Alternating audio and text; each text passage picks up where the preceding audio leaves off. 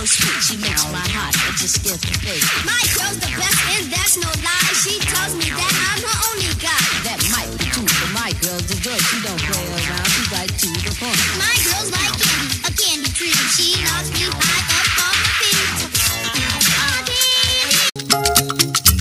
Ẹ̀dá ò dàbí ọlọ́run ọba lọ́rọ̀ àwọn nẹ́pà. Wọ́n fọ́ ẹ̀sọ̀rọ̀ àwọn ọ̀dọ́ ọlọ́run ọba ò gbà fún wọn. Ẹ̀pẹ́ ti níná, Fágbó ti níná, Láòṣó ti níná, kí ló wá ṣe wá lóńdó ẹ̀gí? Mo ní kí lóhun tá a wá ṣe níbí, ọ̀rọ̀ iná la wá sọ. Lórílẹ̀-èdè wa ní Nàìjíríà yìí, ohun tá a rò pé kò ṣeé ṣe, ó mà ṣeé ṣe. Abia State wọ́n ti ṣe, wọ́n ń lo iná 24/7 báyìí. Ẹ jẹ́ ká dúpẹ́ lọ́wọ́ President Bọ́lá Tinubu. Ó ti fi láísẹ̀nsì sílẹ̀ o, everybody máa jẹnẹrétì iná. Ẹni tó bá fẹ́ ṣiṣẹ́, á máa ṣiṣẹ́.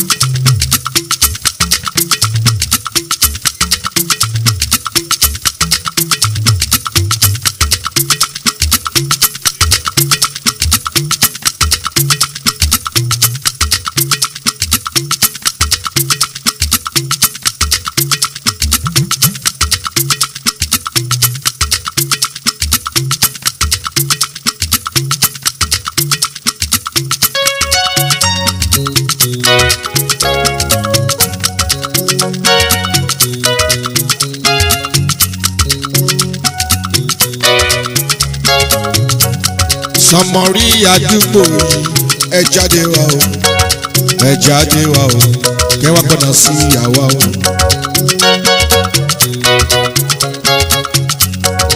Kí ló ta wá ṣe níbí? Mr. Damsey ọmọ adérelé. Ìṣẹ́jú méjì Mr. Damsey kagbọ́n ta wá ṣe bí.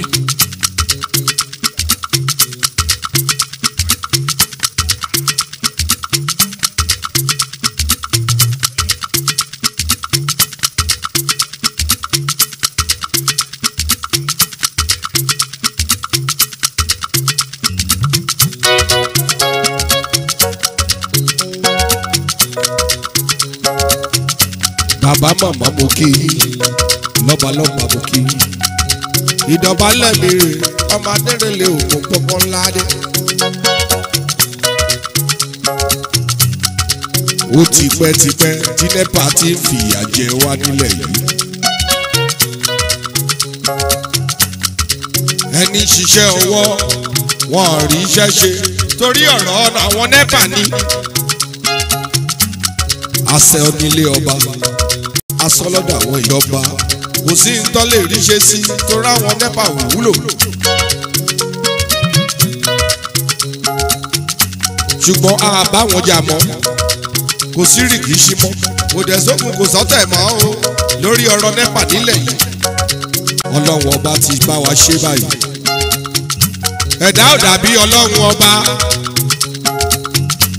alórùn alátẹ́kùn tá lè fi jẹnẹrétì iná. Ọ̀rọ̀ sólà náà ń sọ nígboro ojú ti NEPA o. Tọ́ḿbà ìtàn lọ̀rọ̀ lé ayé ojú ti BDC. àìṣe lisa ẹ máa pẹ́sẹ̀ ní kọ̀ọ̀kan bàbá ní bàbá àìṣe ṣàṣẹ́rẹ́ ẹ máa pẹ́sẹ̀ ní kọ̀ọ̀kan àbá nẹ́pà jàmọ́ nílẹ̀ yìí àbá wọn jàmọ́ àkìlógún o kò sẹ́ni bọ́dì tó máa bá nẹ́pà jà sólà la fẹ́ máa ṣe sólà yìí tẹ́ mi lọ́rùn o.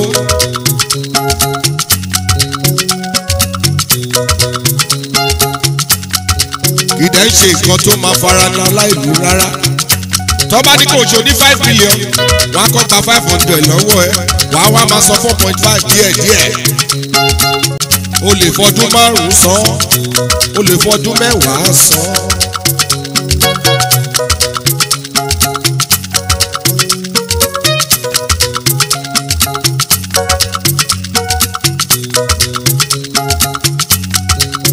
ẹ lọ sọ́dún gbòòrùsẹ́ sólà àti gòdè kan. ẹ lọ sọ́dún gbòòrùsẹ́ pé náà sólà la fẹ́ máa lò àbánẹ́pà jàmbá o kọ́ máa ṣe tiwọn. kò sẹ́ni bọ́dì tó máa bá nẹ́pà jà iná sólà làwa fẹ́. ọba fọwọ́ sí àwọn ìjòyè wọn fọwọ́ sí president Tinubu ó ti fòun tẹ̀lé ó ti fún wa ní láísẹ̀nsì ká máa jẹnẹrétì iná tẹ́ bá lọ sí fagbó 24/7 lọ́rọ̀ iná láti 2019 ní fagbó ti ń lò náà láti 2019 ní láòṣù ti ń lò náà tẹ́ bá dé ẹ̀pẹ́ 2019 náà ti ń lò náà àwa lókàn ló ń lò láti máa lò náà sólà.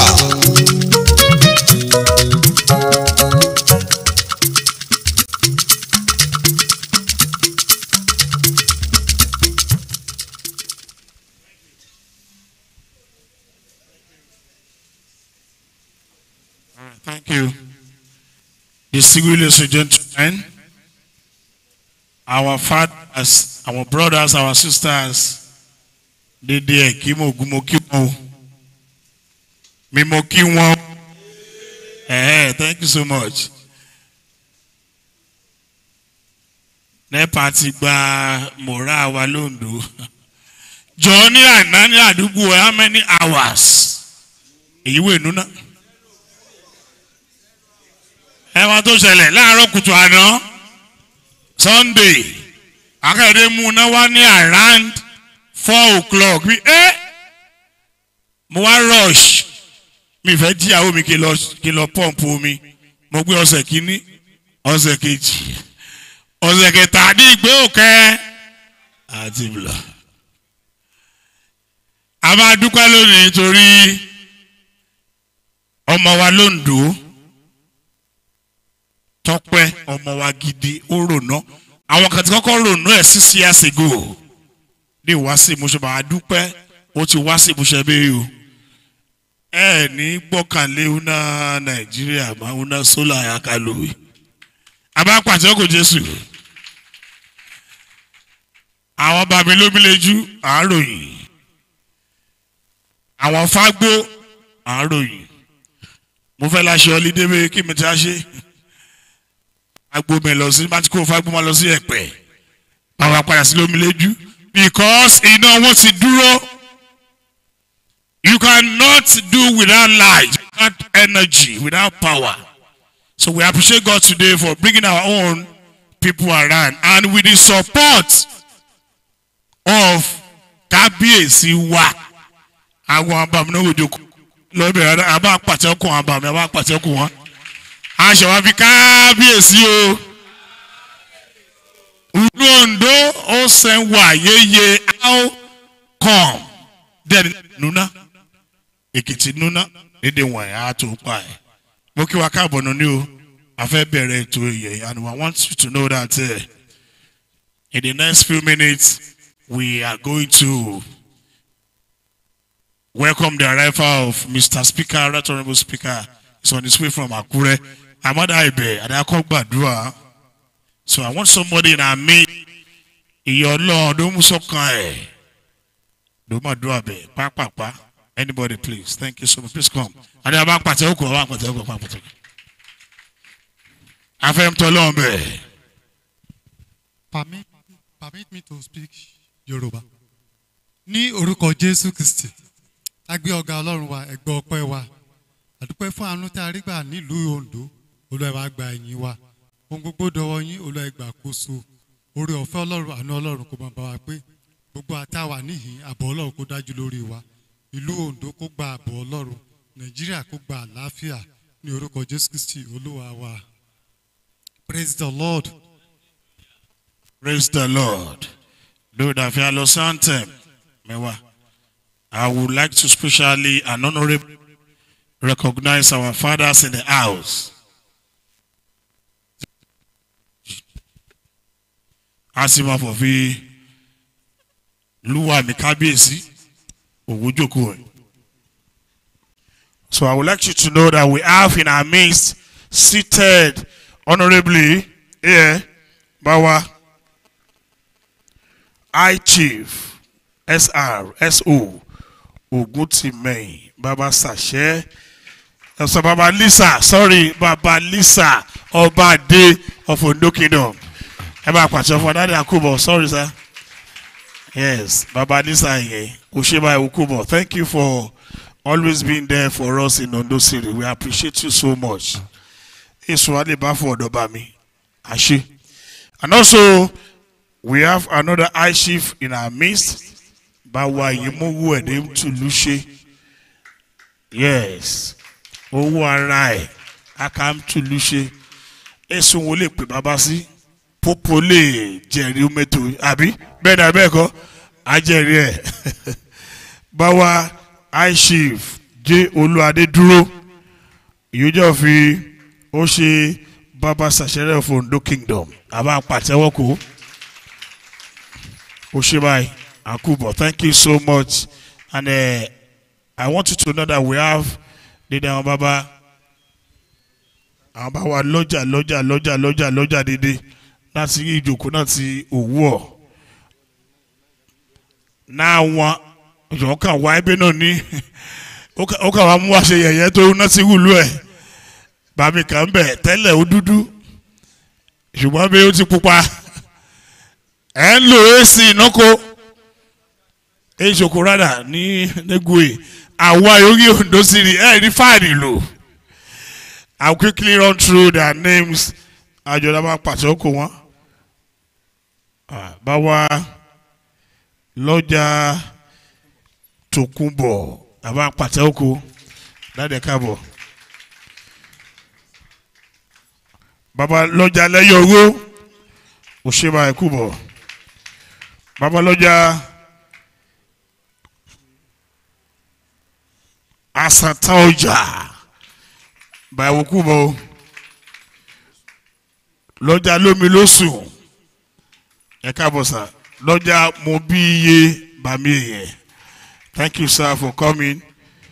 Loja Owode Leikpo by Wukubo Loja Omilosu. God bless you for coming. And finally, Bamiloja Shokoto by Wukubo. Thank you so much for coming. By Loja Iguoba Wukubo. Thank you so much. We appreciate you. And for all the Nata present here, did our weather, did our Baba, electrician, and all the hoteliers here, we welcome you, most especially exporters suits. You welcome. God bless you for coming. And all the youth leaders in Ondo Kingdom, both Ondo East and West, you are all welcome. And the foremost youth leader and pioneer of energy in Ondo, my own brother, Fela Popo, and also the representative of ODC, brother, you are welcome. God bless you. I'm coming back to the introduction fully. For now, we would like to go into the national anthem. From the national anthem, we go to Ondo anthem. Please, Ajo Adako, for the national anthem. Thank you so much.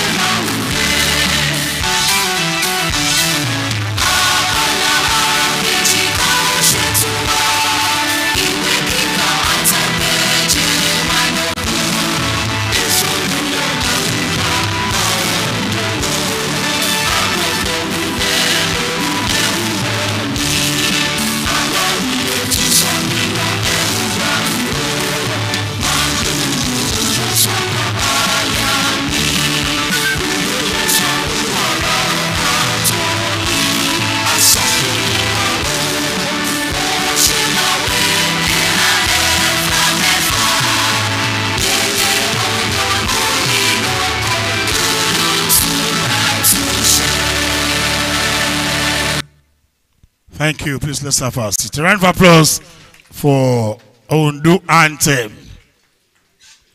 Ashu Shaden Tibe. I would like to first and foremost, please come in, sit at the back. Thank you so much. Welcome in Engineer Kayode, the President of Ondo Ekimogu. You're welcome, and also the President of Ondo East Youth Council. You're also welcome. Thank you so much. More of ODC are coming in. Thank you so much. Media gurus are coming in. Our High Chief and the lodgers in the house and all our guests, I want to officially welcome you to this summit, Ondo Ekimogu Power Summit this day. And I would like you to please concentrate and listen. Open your ears to grab this from the organizers. And we are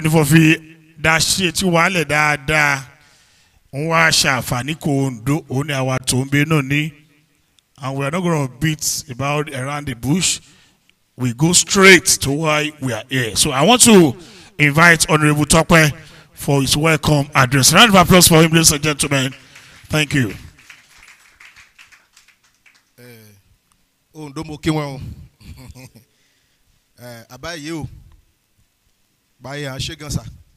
I really appreciate your comments, sir. It will give this program a very, very colorful and laudable welcome. Now, Ulube at in diaspora at large. And I thank everyone, hoteliers, communities, our wedders, and everybody who are concerned. More appreciate everybody, Manuel. More welcome to see this program. And we tag this thing that Ondo Kingdom Renewable Energy Summit. Maka shalaye die. They told us in no speech me. More remember vividly. Baba Lodja Ale testifies me for. Ni 2019. Ni upade Lodja and in council ni Igba. Mo wa ba won be. Maybe there is a solution to all these rural communities electricities. Okay, that be shame no joy.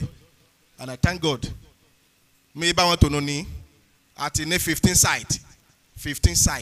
See our community we are both on East and West. 15 site. Mode dukwe fi Baba Lodja ni atu grace no ni. Bye. Agbawa dale o. Ba se ni ife oluwan. Oyan Olohun ni ife won. I won't beat around the bush to go straight to the point. Shari Una, we can get energy right if you want to get it right. And our job are listening with rapt attention. Ladies and gentlemen, it is an honor to stand before you today at the Ondo Kingdom Renewable Energy Summit, where we have gathered to discuss and promote the transition to sustainable and clean energy future. As we look forward towards a world that is increasingly impacted by climate change, it is imperative that we accelerate the adoption of renewable energy sources to mitigate environment challenges we face. The urgency of this moment cannot be overstated. We are already witnessing the devastating effect of climate change, from extreme weather event to rising sea level. The time to act is now. And renewable energy presents a viable solution to reduce our carbon footprint and safeguard our planet for future generations. Renewable energy sources such as solar, wind, hydro, geothermal power offer a multitude of benefits that are abundant, clean, and inexhaustible, providing a sustainable alternative fossil fuel. By harnessing the natural resources, we can significantly reduce greenhouse gas emission and combat the detrimental effect of climate change. Moreover, the transition to renewable energy presents an opportunity for economic growth and job creation. Investment in clean energy technology have the potential to revitalize local economy spur innovations, and create new employment opportunity in renewable energy sector. By embracing renewable energy, we can not only safeguard the environment, but also stimulate economic development and prosperity. However, achieving widespread adoption of renewable energy will require concerted effort from all stakeholders, government, businesses, and community must collaborate to implement supportive policy, expand infrastructure and investment research and development. We must also patronize education and awareness initiatives to empower individuals to make sustainable choice in their daily lives. As we convene this summit, let us reaffirm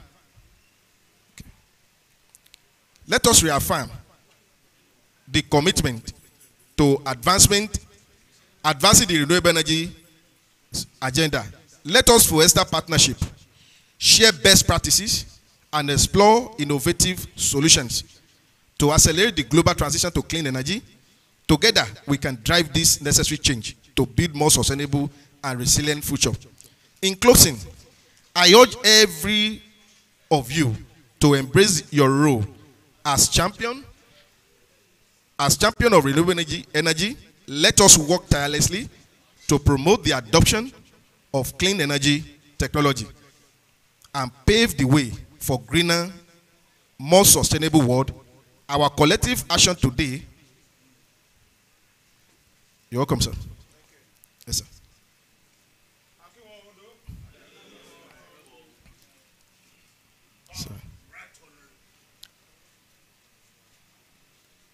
More sustainable world, our collective action today will shape the trajectory of our planning for generations to come. Thank you all, and thanks for coming. God bless you. Thank you. A round of applause for him, ladies and gentlemen. That's the convener of this and the man in charge of Let There Be Light in Ondo. Let there be solar light in Ondo. Mama of the day, àwọn èèyàn wọn àgbọ́ dáadáa bẹ́ẹ̀ gbọ́ ìyẹn ti bẹ̀ sí múnákò Ondo wọn kò lómúlẹ́jú wọn kò fagbó ìwọ̀n afẹ́ mú ti Ondo sírì ìyẹn wọn mú wáyé onídìí wọn dàgbà tọwọ́ tọsẹ̀ ó dé sí rẹ̀rẹ̀rẹ̀rẹ̀ ó ti mú àwọn ènìyàn náà tún lóyìnbó àyìnbó ó ti mú wọn wọ Ondo dáadáa so náà ní àgbọ̀dẹ̀dẹ̀ ẹ̀ bí wọ́n ṣe tó ẹ̀ òun ẹ̀ our own. Omo wa omo gidi no ndube. I want to appreciate God for making him the number 3 of the state. It has never happened before. And being number 3 is doing well. He's loyal, energetic, intelligent.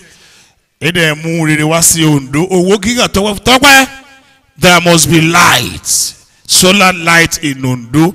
Ladies and gentlemen, join me as a recognize and welcome Right Honorable Speaker, Right Honorable Olamide Oladiji Landmark.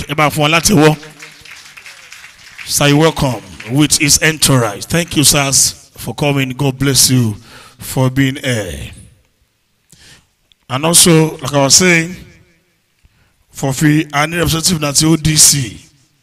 My brother Prince Frederick Olu Adeyemisa, you welcome. God bless you.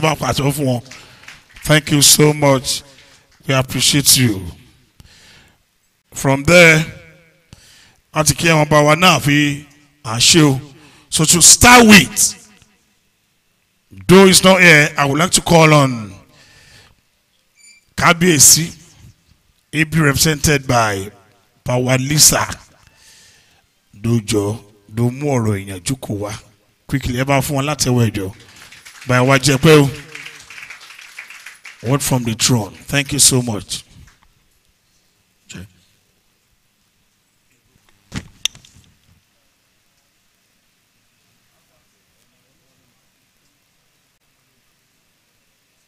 Akujoko Ondo agbe dede wa o. Ayagbe wa o. Honorable Speaker, we've been opportune. At the number 1, Rio Governor Miniko, but on the other next, number 3. You are welcome.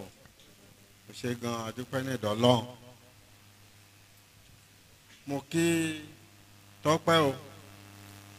You came to see me every Thursday o. With the measurement point yìí mú mi. Mo kí bàbá Sàṣẹ́ lóògùn oko tó pàtà. Alẹ́gbẹ́jù dé.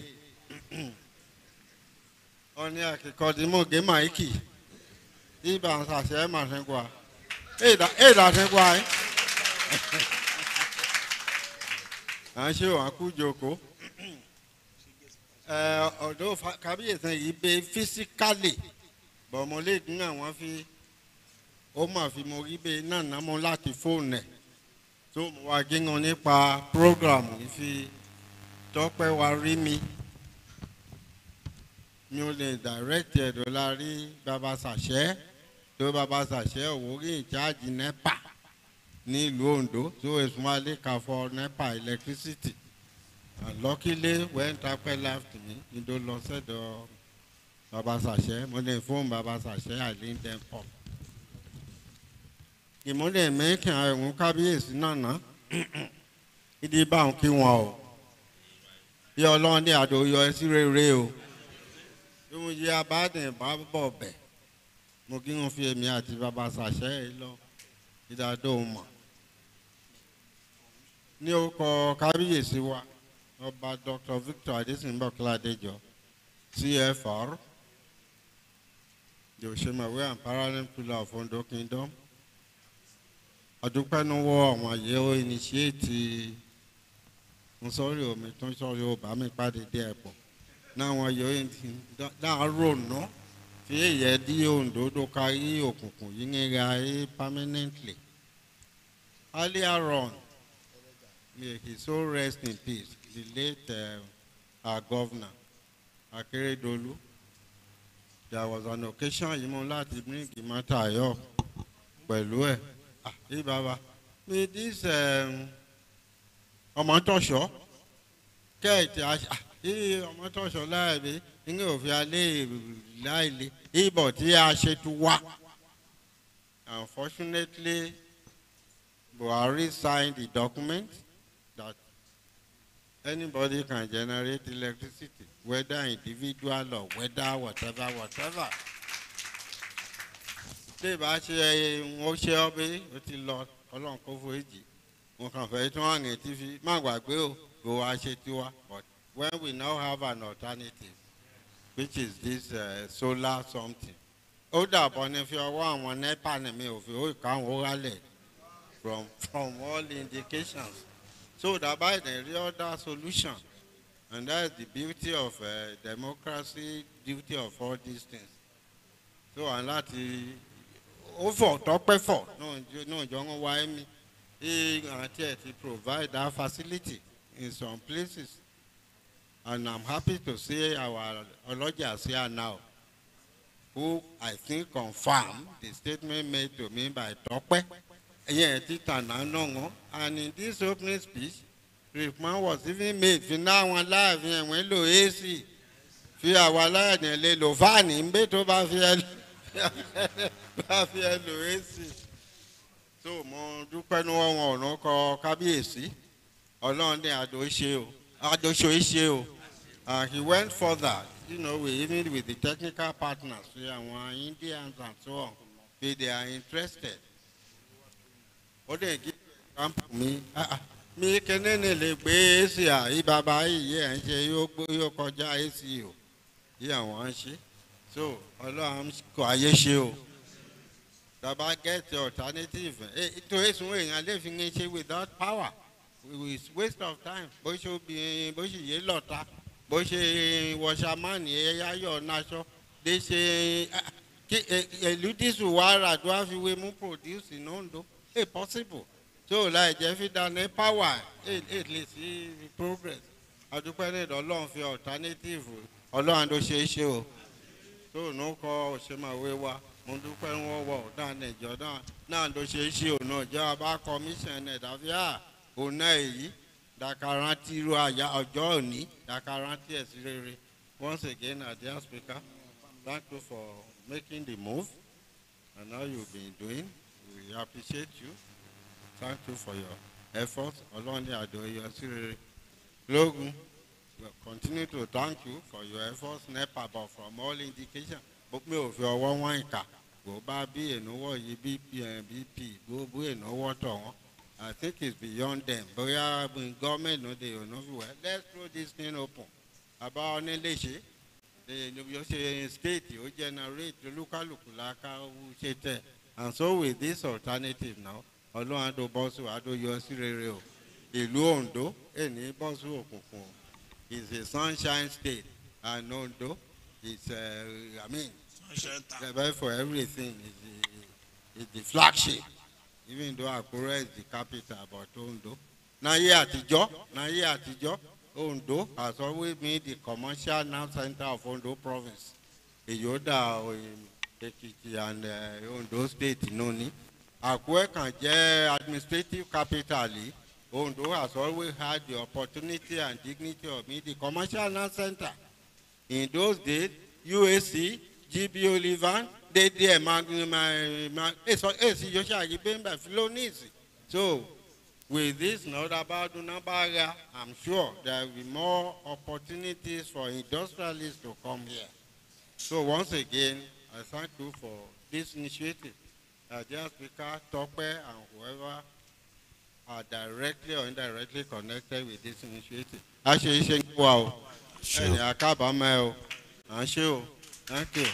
Thank you. A round of applause for Baba Disa. Yes, sir. I'm back in the I'm back pàṣẹ kò bá mi o. Ọ̀rọ̀ láti orí ìtẹ́ nìyẹn. Ọ̀rọ̀ láti orí ìtẹ́ nìyẹn. Briefly, like I told you, we are going straight to the program. No Ulabalu side talk. A fẹ́ lọ sí documentary láti ẹ̀ mọ̀ bóyá ohun tó pẹ́ fọ ìdúlà bàbá mi lédè bá everybody bí.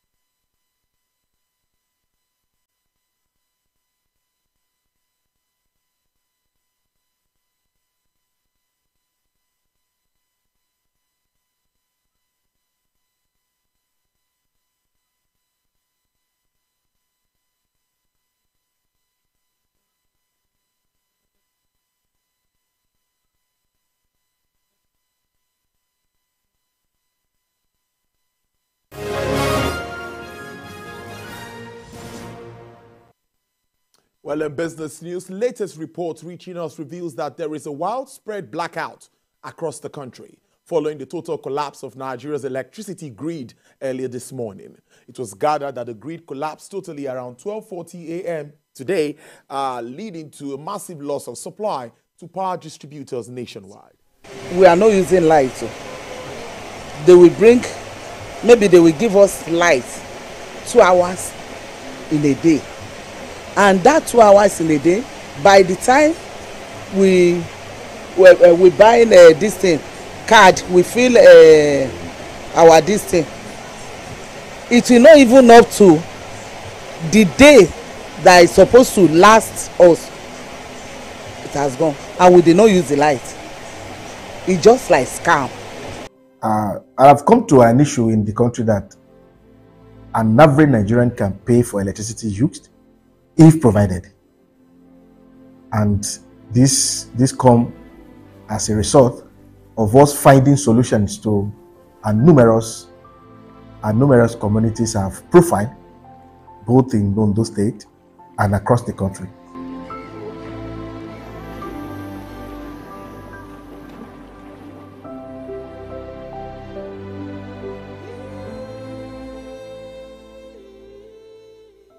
My name is Dr. Adegboye John, and I'm the CEO of Topsy Power and Services Limited, a company into advocacy of renewable energy, waste recycling and cleaning services.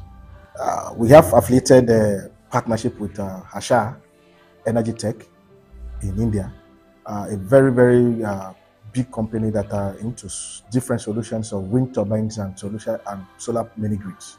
Basically, I will talk about the problem facing the country, Nigeria, on the issue of electricity. For years, we've been facing a lot of challenges of electricity in the country, in which it seems it's too cumbersome for our leaders or different organizations to solve. But in my own dictionary, energy should be generated in cluster and transmit to people. One, it's easy to maintain. You can easily find fault and repair. And it's easy to monitor. Why I said I'm an advocacy of renewable energy, in using renewable energy means like wind turbine, biomass, solar energy, in giving electricity to our people in the country, is easy to maintain, easy to build, and very easy to monitor. This will take me to past and previous job we facilitated from Topsy Power and Services Limited, and I will use Fagbo. Fagbo is a community in Ondo's local government, and it's about a community of about 1,300 houses.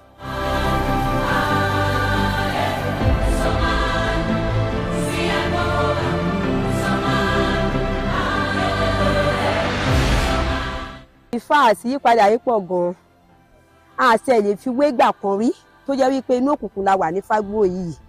Ibùdó nígbà kan wọ́n kó àwọn sólà kéékèèké kan wá fún wa tó yẹ pé tá bá ti lò fúngbà díẹ̀ ká tó rí bí kò ń ṣiṣẹ́ ju bíi 2 hours tá kú tà ní lílò. Ká ṣe kọ́kọ́ ṣe example àwa tí a wà ní health center. Sólà tá ṣe nígbà yẹn a lè rí lò ní àárọ̀ bẹ́ẹ̀ tó bá ti di ọ̀sán ó máa kú, a lè rí fi take delivery nígbà tó yẹ ká take delivery ní alẹ́. Ṣùgbọ́n eléyìí tí ó dé nsìn, in fact 24 ló máa ń wà, kò sí kan tí ò gbé. Ìwọ ni freezer, ìwọ ni everything tó yẹ pé gbogbo electronic kan fi ń lò láyé yìí gbogbo ẹ̀ ló gbé. Kò sí pé power tí eléyìí máa gbé mọ́ ní, power tí eléyìí máa gbé mọ́ ní. Gbogbo nǹkan tá à ń lò ní ẹsẹ̀ àwọn nǹkan tá a fi empower àwọn vaccine wa gbogbo ẹ̀ ló gbé pátápátá. Adẹ̀ ẹ̀jọ́ yẹn ó dẹ̀ yàtọ̀ sí iná NEPA tó jẹ́ wípé nígbà tí a ò lérò iná yẹn ṣàyèdè lọ fún odidi ọjọ́ 3-4, ṣùgbọ́n eléyìí nígbà gbogbo 24 ló máa ń wà. Ogún ẹ̀tọ́ dẹ̀ta rẹ̀ fi ń ṣe kò pa wá lára rárá, kò tiẹ̀ kọ́ wa léegun ẹ̀yìn tọkọ̀ wá dẹ̀ balẹ̀ sí dáadáa. Ibùdó gan àwọn tó wà ní ìgboro gan tẹ́ bá wo Fágbó yìí nísìnyí, ọ̀pọ̀lọpọ̀ supermarket ló ti wà ní Fágbó báyìí tí wọ́n àwọn kan ti wá ń kó tí wọ́n ti wá ń ṣe ṣọ́ọ̀bù níbí báyìí because of solar tó ti wà ní Fágbó. Iná ti wà ní Fágbó 2002 ní iná Fágbó tàn. That was ayé Adéfarati nígbà tí iná fagbó tán. But for that time a lò ní ọdún méjì. Since that time this year making 19 years tá nínú electricity. But Honourable Tọ́pẹ́ wá wọ́n dẹ̀ gbéná wá wọ́n dẹ̀ fi ìmọ́lẹ̀ sí inú Fagbó community tí gbogbo èèyàn dẹ̀ ń tó dẹ̀ ń jẹ àǹfààní ẹ̀ irú táàmù báyìí olúwa everybody know irú nǹkan téèyàn wà ń gbòòrò Oǹdó kò sí ná which we call electricity but 24 hours we have the light in this Fagbó tó yẹ pé everybody has to know there and we have a security light tó yẹ pé téèyàn bá gbọ́ ẹsẹ̀ a lè mọ̀ pé èèyàn báyìí ló kọjá before then tọ́ọ̀ṣì la máa ń lò tá a fi yọjú ẹ̀rọ tó máa bọ̀ wá gan. A dúpẹ́ lọ́wọ́ Ọlọ́run pé iná yẹn láti ìgbà ló ti bẹ̀rẹ̀ last year precisely either by April or May I don't know.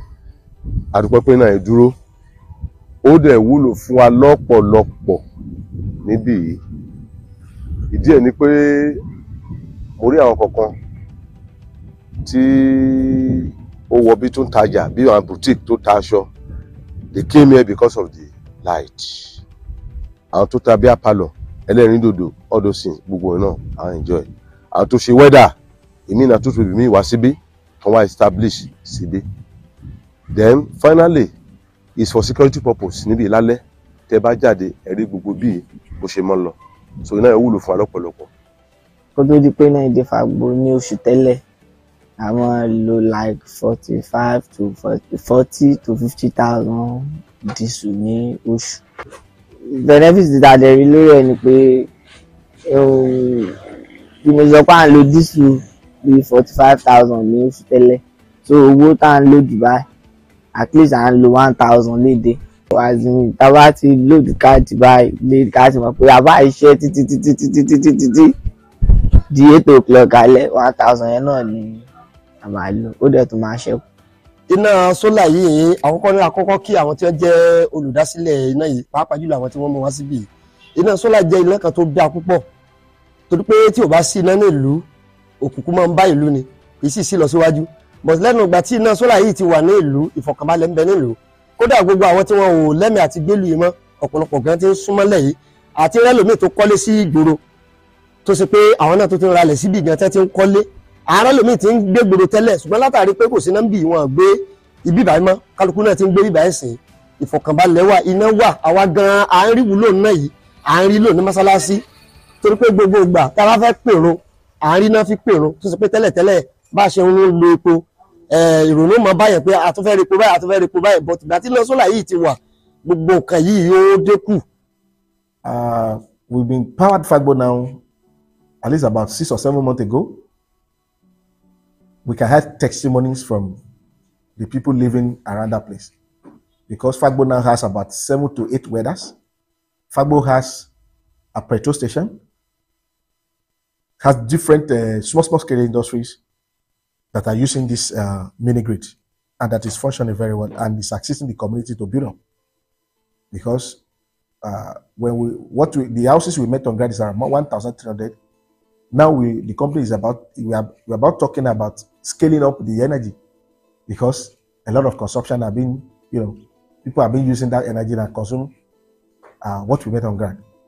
So like I said, in Topsy and Asha, the collaboration will help the country in power generation and distributions in clusters, and it will also help the country in funding power projects because these are one of the major issues affecting power generations and distribution in the country, funding. So we are coming with a solution that at least any project we want to embark on, we've already have our 60% funding. We will be looking for local partners on 40% funding.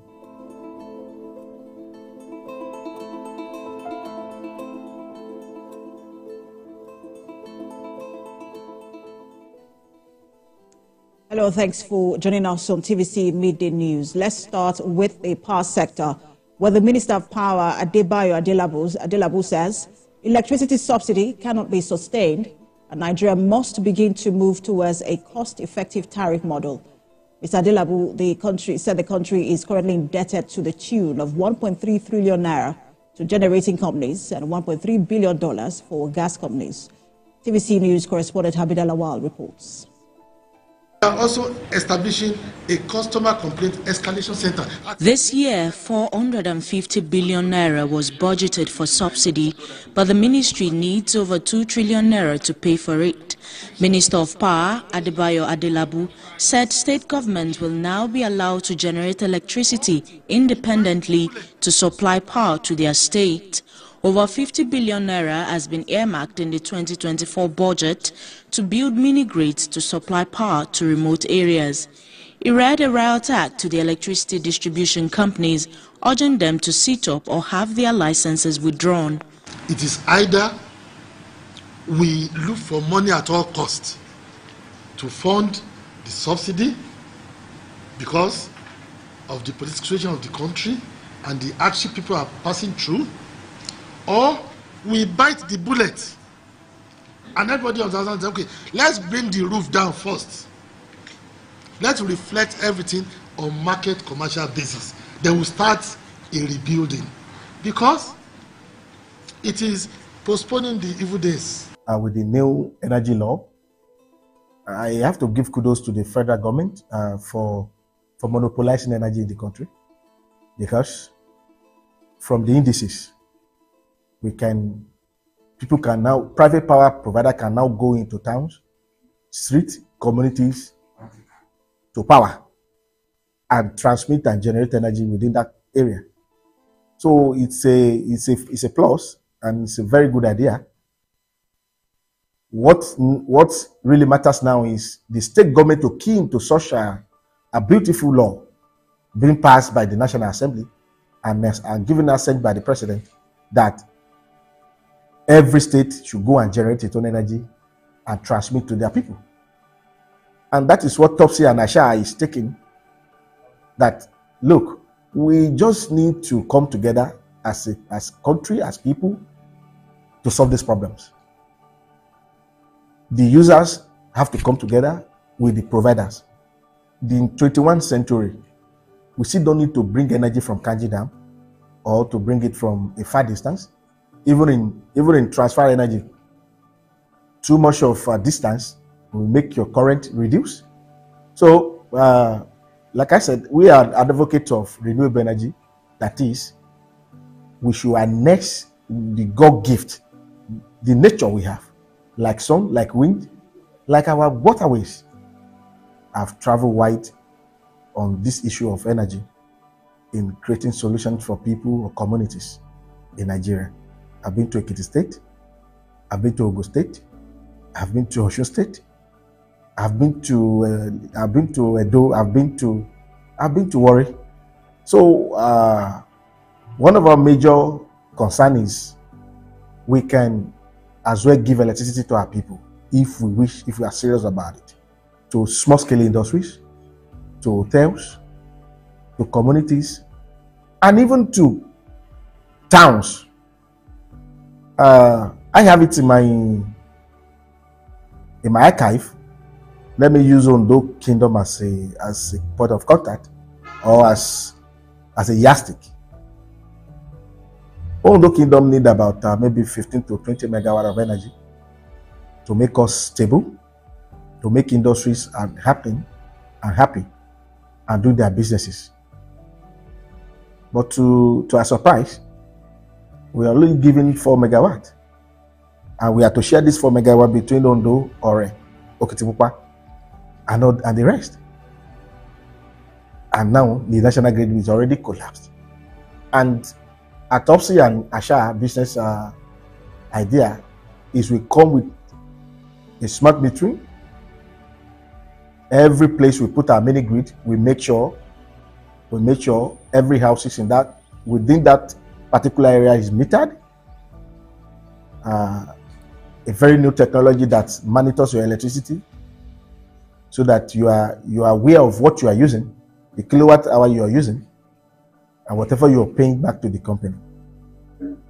So we've come up with a small solutions like 5 kVA for small scale industries, like weather, 10 kVAs for some tailoring, 5 kVAs in sizes. And these are the bins, because if small scale industries are not well taken care of in terms of electricity, I pray we don't collapse this. We don't collapse all these beautiful people that are coming with ideas of creating jobs with their little effort in having some businesses, because electricity is one of the problems challenging all these small scale industries. So we've come with solutions that is from 5 kVA, 10 kVA, 20, 30, 40 to any power that is required. And sincerely, people are really keen to it.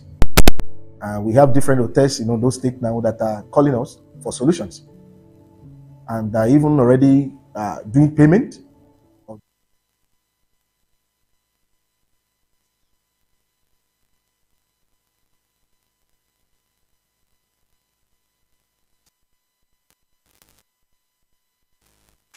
Any street, any community, you can go off BDC. And that is why that is the reason why we put up this summit in Ondo Kingdom. That why in Letarawa. We should seek for alternative. And to our Lucia work, I think Bono documenting. And if you wear the Joe Remben, if I go man, Abisa. So until small scales solutions go on weather. We get chairman, we get general chairman. At our computer center, at everybody. Look at 2-3 kVA. We need the shop boy. They will give it to you. Wakason instrumentally. Even all over the world. It's not free. Energy is not free. We should have that at the back of our mind. But Ali get you right. That is the essence of this summit. So, Dito Paikini, our partners made that corner to over Asha, Indian, are you online, they will join us. Join Gingawa, and Right Honorable Sir, they have sent their letter of intent to collaborate with Ondo State government with 60% funding of any power project. That is huge. That is huge. That is huge. Be it CNG, be it solar, be it wind, and fund the 60% of it. I work at local partners in Bay, I 40%. By by Sachere, difficult to go out. That back where our man we can raise this money. It's a big deal. It's not a big deal. I raise 40%. Una di Agundo successfully. So by a job, I connect man. Because if I don't get the visa, I can get visa somehow.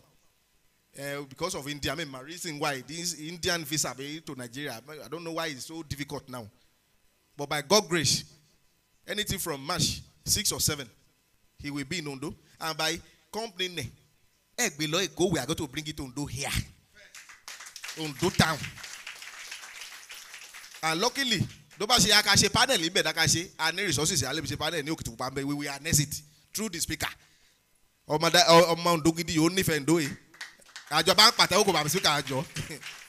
Because that is the fact. We must get energy right and we must get it first. So the summary to war. That is just it. So sir, and I can enjoy Kinelo. So that any day I talk to war. And like I said, the hoteliers, B Luxury Hotel, pay 40% of his own this thing. He's looking for 200 kilowatt. 200 kilowatt, if you are very conversant with energy, 200 kilowatt is around 220 kVA, even 250. He paid part of the payment. Just last week, composite check, and I see Onyibo, and also she you are yellow because I talk about to when you no. We Moginga one Onyibo post-dated check. They collected post-dated check. That is from shipping. Procurement, I think installation and commissioning within 2 months. Finishing about the commissioning time that is fantastic. That is fantastic. So that dear. It's a cumbersome job. To some, it is not possible, but to God, it is possible. And another thing, if he need to look for estate, along Igba there. I think by license 1 megawatt there. We've collected 1 megawatt license. Ni Ondo State power, Ondo State electricity bureau. Odo me fi man we shall be an state function. What join one be? You should come and talk extensively on legislation. I will feel the wa fi ale local nepa. I shall wa.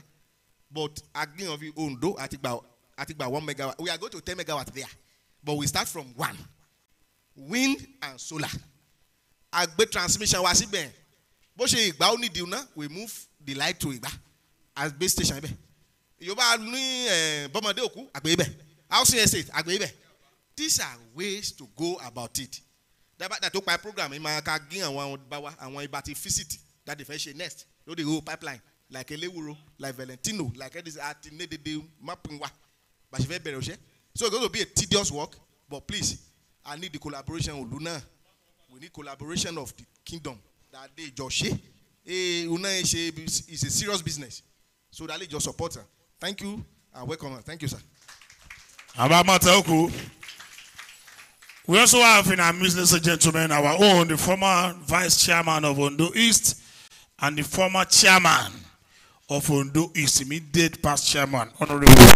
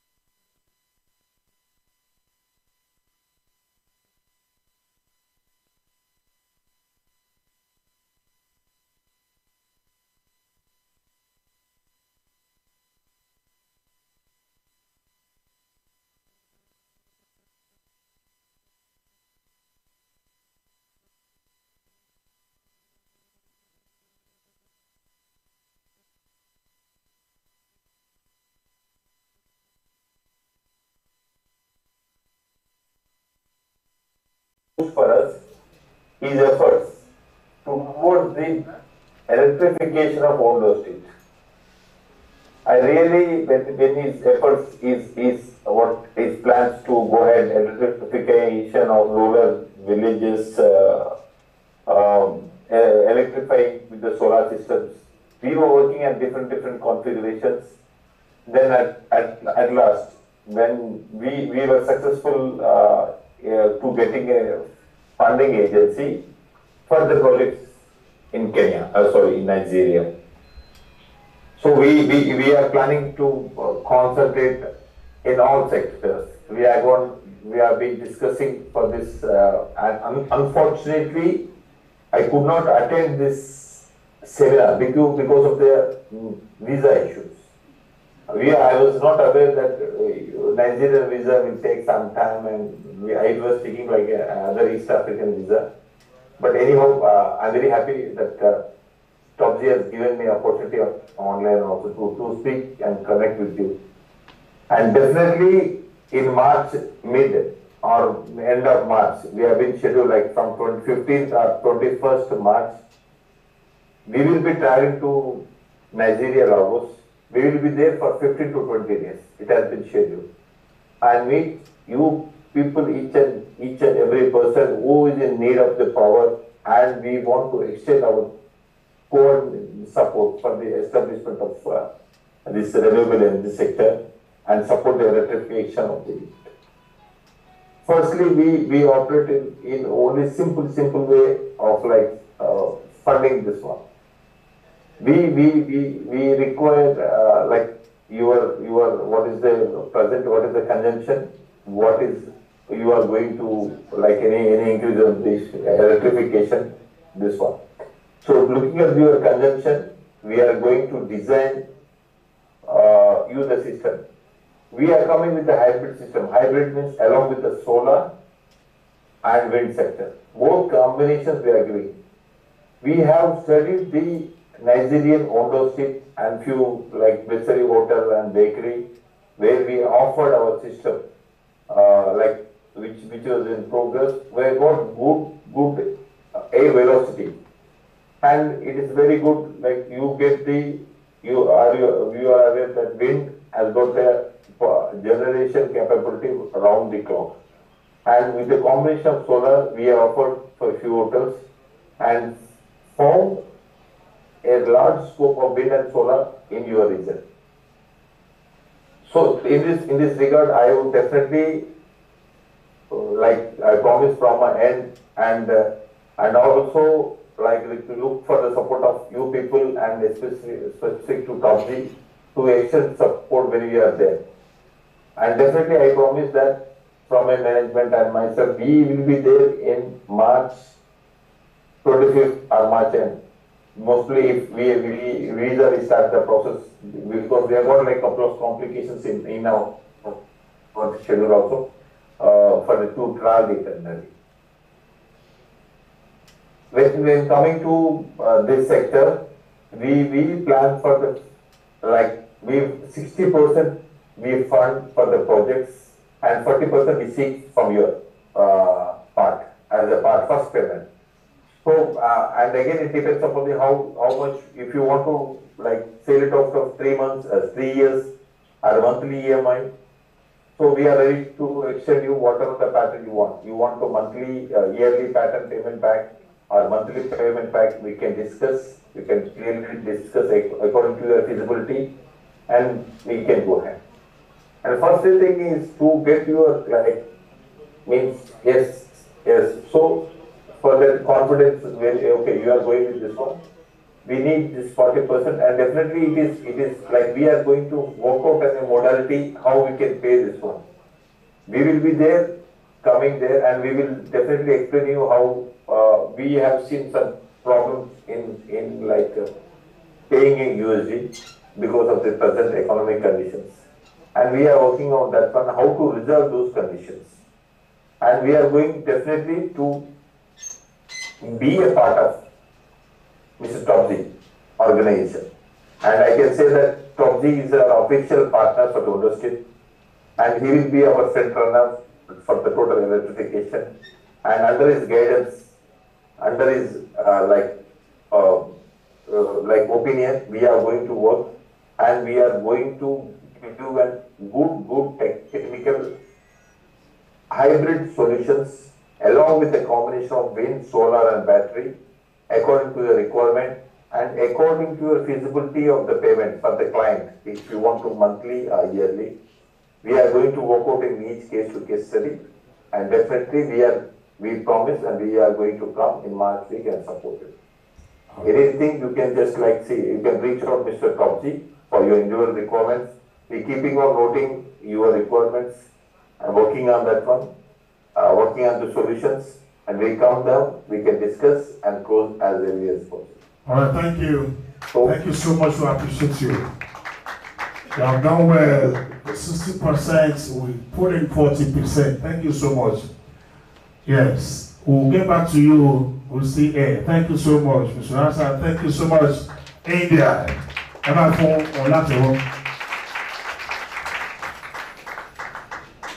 We have heard that as we go here that it's Tọ́pẹ́ sọ náà ló padà sí kíni. Ó tẹ̀ jẹ́ pé èdè India. Recording stopped. Èdè India máa ń lọ díẹ̀ létí bẹ́ẹ̀ náà bẹ́ẹ̀ lọ. Ẹ sàrà ẹ̀gbọ́n mú bọ̀. Màá tún mọ ẹ̀kọ́ ẹ̀mọ́ rẹ̀. Ìhà mú 60% yálẹ̀ yá 40 yálẹ̀ irun náà yóò ṣeé ṣe. And as we're talking about our own tops here, we're talking about him, but he's a good guy that actually brought them to Nigeria. Now, ladies and gentlemen, let's hear from our right honorable speaker, his own speech. Sir, I want to hear from you as the sponsor, as the convener, as the major man, as the boss of Honorable Tokwe, because his essay to you on energy. Ladies and gentlemen, round of applause for Mr. Speaker. Thank you so much, Engineer Quick.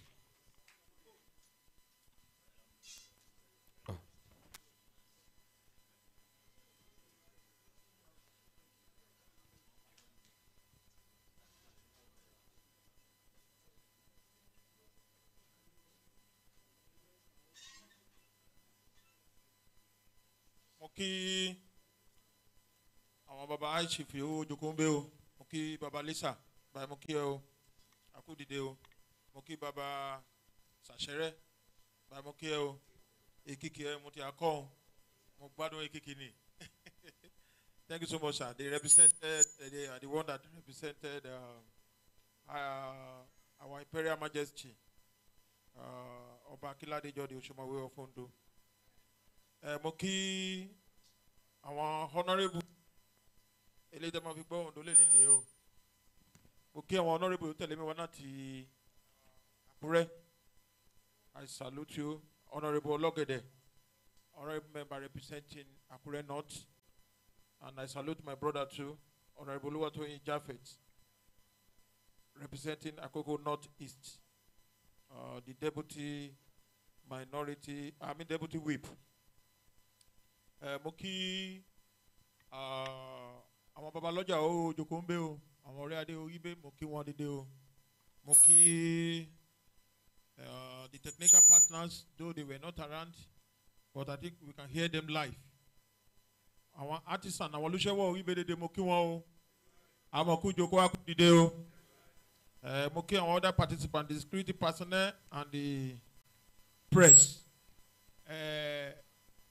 Mo fẹ́ sọ Ondo so that àwọn lè gbọ́ mi dáadáa nípa project yìí ọmọ wọn Honourable Tọ́pẹ́ ló gbé wá.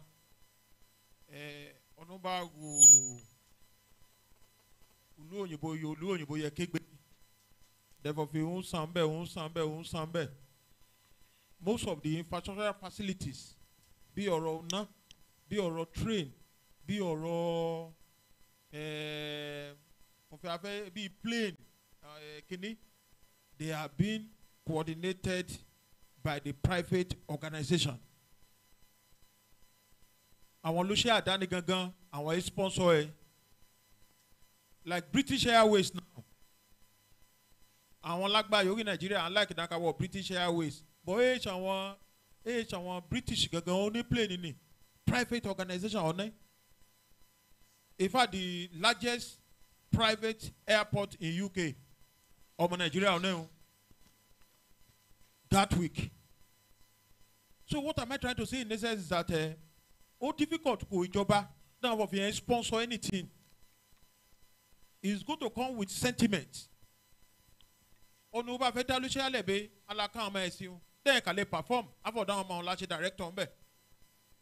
Àti náà wọn ní ṣọ́ọ̀ṣì lóyè ọ̀fi àwọn ní church lóyè ọ̀fi àwọn amúfọ́sán wọn dẹ́ẹ̀ kà ní anointing àfọ̀fi àwọn ó ṣe kíni àwọn á ṣe general overseer. That is to tell you how we reason in Africa. And in Nigeria too, the Ministry of Education, even Akwebe, Nibagai, around where you have a certificate, then they divide you. But they are there working. But if it's a private organization, they will go for the best. They will go for the merit. So project is tested and trusted. Why? Because all to practicalize here, ni Ondo East. yóò ṣe local government tọ̀dọ̀ tó wá àwọn ti ṣe ní fagbó òun tẹ̀ ń bẹ̀ àwọn ṣàgbọ́ dédé testimony àwọn ti ṣe ní eléwúro àwọn ti ṣe ní several places and àwọn bòun ẹ̀ come up wey so mo kà fẹ́ bẹ̀ wọ́n mo fẹ́ bẹ̀ wọ́n sí ní fọ̀fi let us come together that bela Ondo kingdom pro no wàhálà ẹ̀ why because inú òkùnkùn ara ẹ̀ sọ efọ́ ṣàmá ló bá dà 7 o'clock ló bá kọjá náà Ondo inú ẹ̀ ní dùn inú òkùnkùn ara ẹ̀ and ẹ bá ti mú Ondo ní Ondo state àwọn local government ó kù ẹ̀yìn wa ẹ̀ ti wáyé o so and how we can do that inú mo dọ̀ àwọn representative fún náà dẹ̀ nífẹ̀ẹ́ Ondo dáadáa how we can do that is what our imperial majesty òun lè coordinate yẹ àkíṣe ta coordinate yẹ ṣèbí arí ìgbọ̀kànlá ṣe kí Mògúndé di ọmọ Ondo kan gbé 100 million alẹ́ ló fọdọ̀ ṣe solar ṣàgẹ́tì mi that is a person ọdún kan péré máa yẹn ló gbé 100 million naira alẹ́ and àrí àwọn Ondo yóò fi dáhùn lè gbé 300 million dáhùn lè gbé 400 million ó kàn ti level àwọn yóò ní hòtẹ́ẹ̀ àwọn olùṣẹ́wọ́ tì mí just to bail us out of this problem. And then kí advantage greedy one sọ ni yà á gbé àwọn bíìlì lílágbàǹgbà yẹn gbé wáyé yóò gbọdọ̀ tó ló ayé yóò èdè nínú náà sọ ni yà á gbé wa mọ́ òun wo bẹ́ẹ̀ consume wàrí òun kọ̀fí òun wo consume èyí and then any of these materials equipment ló bá ní issue èsì problem èsì wíìnì problem pẹ̀lú ẹ̀ àwọn company fún àwọn ajẹ́kíní dáhùn wa repair ẹ̀ and there is going to be constant power constant light dé bá di súná dé bá di dé ọlọ́mọdé agínú kòkó dé bá di súná ṣeun dédé ṣe ń lọ sódò yìí ń wo kó sínú fíríjì ń wo kó sínú in fact irú àwọn wẹ́dà bẹ́ẹ̀ nílé ṣiṣẹ́ dàgbéṣẹ́kọ̀ wẹ́dà yìí ń náà wá ṣàgẹ́tì mi so all those things have to stop all this crazy bill àwọn mú bí kan wá ló lè mi ṣé ìgàndí gbọ́bọ̀ mo ṣe speaker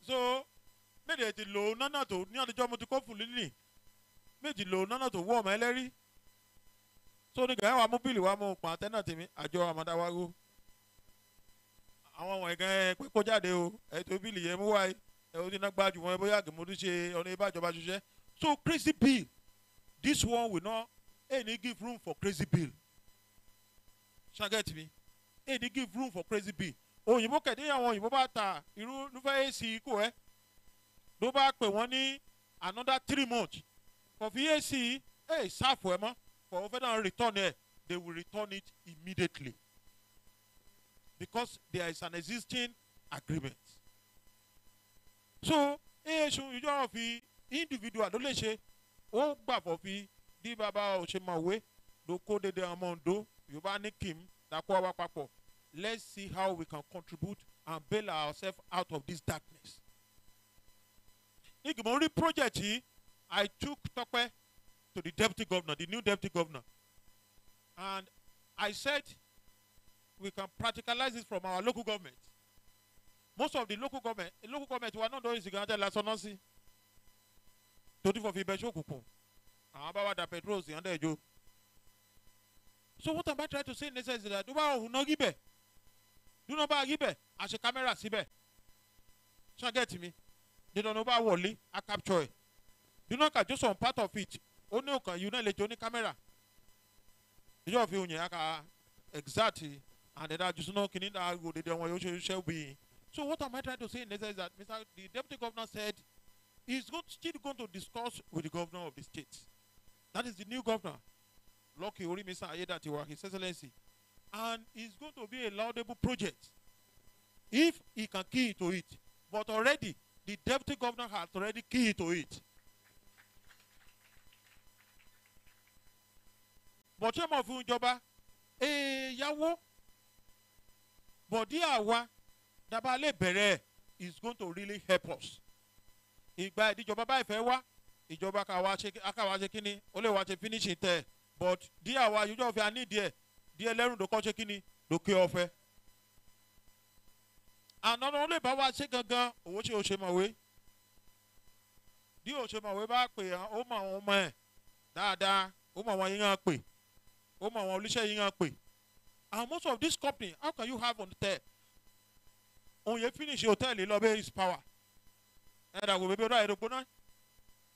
But tẹ́lẹ̀tẹ́lẹ̀ nìkan sí ibẹ̀ dédé sí yóò ibẹ̀ ṣe ń ṣáná. Ṣé fọ yẹ ẹ̀dá wo generator à ń kóde wọ̀nyí. At the end of the day ni kò bá tún ra generator lílá. Wẹ́ẹ̀ ni tún rí dísù ó sàn lò. Ní kò bá tún rí dísù ó sàn lò àwọn fọ̀ ó tún gán àwọn lè gbé ń pẹ́ láti 1,000 naira dan gbé lọ sí 2,000 naira. Wẹ́ẹ̀ ni option than to do what? To buy it. But this one is constant. Nobody will come and tell you to increase to increase whatever you want to pay. So I want to appeal to every one of us. Our father gba wa le yo.